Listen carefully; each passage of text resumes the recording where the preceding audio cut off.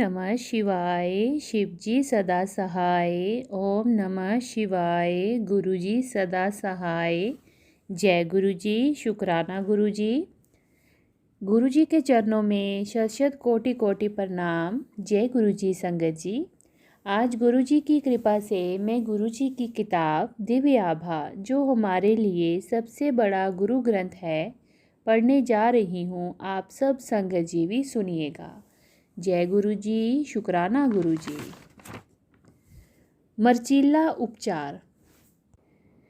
एक मित्र से गुरुजी के बारे में सुनकर हम उनके पास पहुँचे थे। उन्होंने हमें आशीर्वाद दिया और सप्ताह में 2 बार आने के लिए कहा।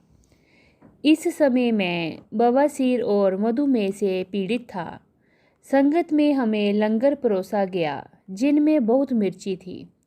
इतनी मिर्ची देखकर मुझे वे था कि वे मेरे बवासीर रोग को और गंभीर कर देगी, किंतु गुरुजी का लंगर होने के कारण हम उसे खा गए।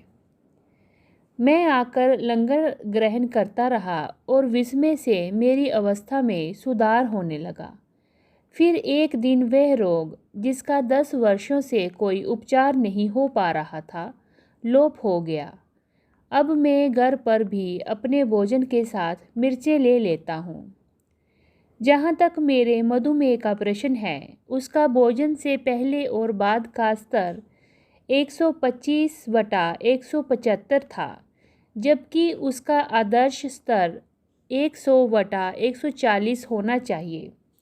गुरुजी के यहाँ जब भी मैं जाता था, आधा किलो मिठाई का प्रसाद खाता था। सामान्यतः मेरे मधु का स्तर बढ़ना चाहिए था, किंतु वे घटकर 91/141 हो गया। वास्तव में आजकल मुझे घर पर भी मिठाई खानी पड़ती है, जिससे मधु का स्तर अधिक नहीं गिरे। मैंने रात को इस रोग की औषधियाँ लेनी बंद कर दी हैं और प्रातःकालीन की मात्रा कम हो गई है। गुरुजी की कृपा ऐसी होती है। मेरी एक और समस्या थी, मूत्र मार्ग में अवरोध। गुरुजी के पास आने से पूर्व दिल्ली के सर गंगाराम चिकित्सालय में मेरी एक साधारण शल्य क्रिया हुई थी, पर उसके 2 माह के बाद उसमें फिर अवरोध आ गया था। उसी चिकित्सक ने कहा कि इस उपचार के पश्चात मूत्र मार्ग सिकुड़ जाता है और फिर से शल्य क्रिया की सलाह दी गई। दूसरी शल्य क्रिया भी हुई, किंतु 4-5 माह के बाद वह फिर से अवरुद्ध हो गया। मैंने संगत के एक सदस्य को गुरुजी को इसके अवगत कराने की विनती करी। गुरुजी ने उपाय बताया, जिसको करने के उपरांत मैं स्वस्थ हो गया। यदि अब कभी वह रोग होता है तो मैं औषधि खाकर स्वस्थ हो जाता हूँ। हम राजौरी गार्डन के मुख्य बाजार में एक किराए के मकान में रहते थे। 1999 में मकान मालिक ने उसे एक भवन निर्माता को बेच दिया, जो वहाँ दुकानें बनाना चाहता था। हमें वह मकान खाली करने के लिए कहा गया, किंतु तुरंत ऐसा करना संभव नहीं था। एक दिन गुरुजी से उसका उल्लेख किया तो वे मेरी ओर देखकर चुप रहे। मैंने पुनः उनसे विनती करी तो भी चुप रहे। मैंने निश्चय किया कि गुरुजी उत्तर नहीं दे रहे हैं, अतः उनसे प्रार्थना करने में भलाई है। परंतु उनके चुप रहने का कारण अगले दिन पता लगा।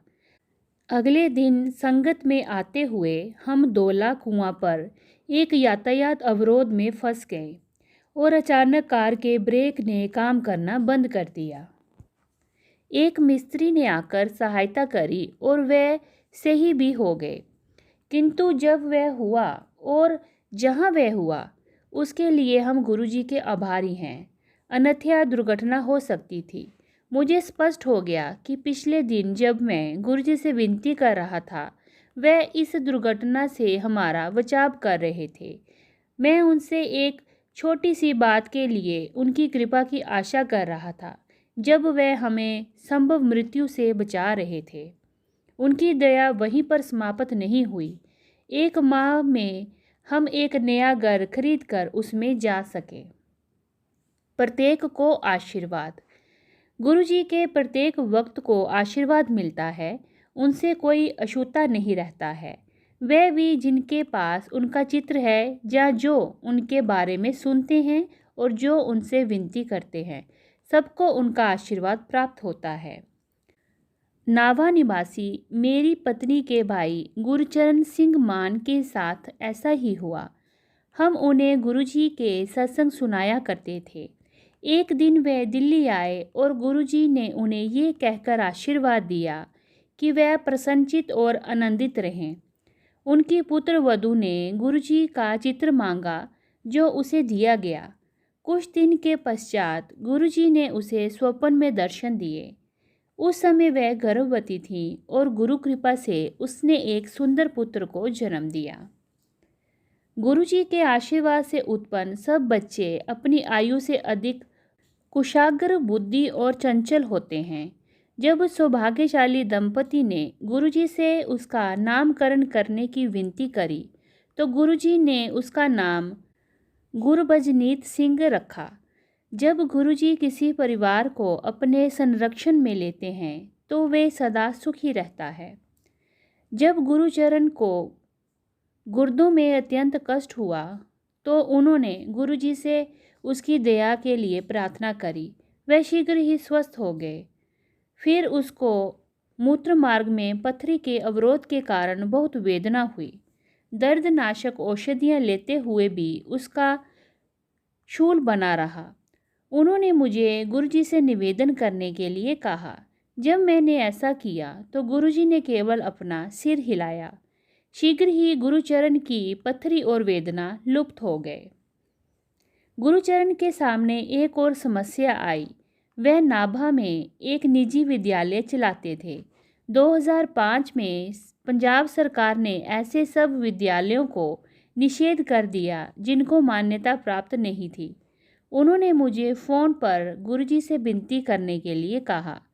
हमने मंदिर में प्रार्थना करी और उन्हें मान्यता के लिए आवेदन देने का परामर्श देने के साथ गुरुजी के चित्र के सामने प्रार्थना करने को कहा।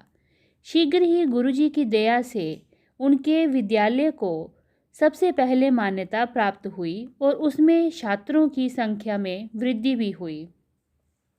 गुरुजी सबको अपना आशीर्वाद देते हैं, उसके लिए केवल समर्पण और आस्था आवश्यक है। उनको अपनी समस्याएं बताने की भी आवश्यकता नहीं है। हमारे लिए जो भी आवश्यक है वे देते हैं, साथ ही समस्याओं का निवारण भी करते हैं और अंत में वे जो भी अहितकारी होता है उसे नष्ट कर देते हैं। इन कारणों से गुरुजी ईश्वर हैं। हम उनके दर्शन कर उनसे कुछ कह पाने के लिए अत्यंत भाग्यशाली हैं। ये सत्संग दिल्ली के राजेंद्र सिंह केंथ अंकल जी का है। जय गुरु जी, शुक्राना गुरु जी। ओम नमः शिवाय, शिव जी सदा सहाय। ओम नमः शिवाय, गुरु जी सदा सहाय। जय गुरु जी, शुक्राना गुरु जी।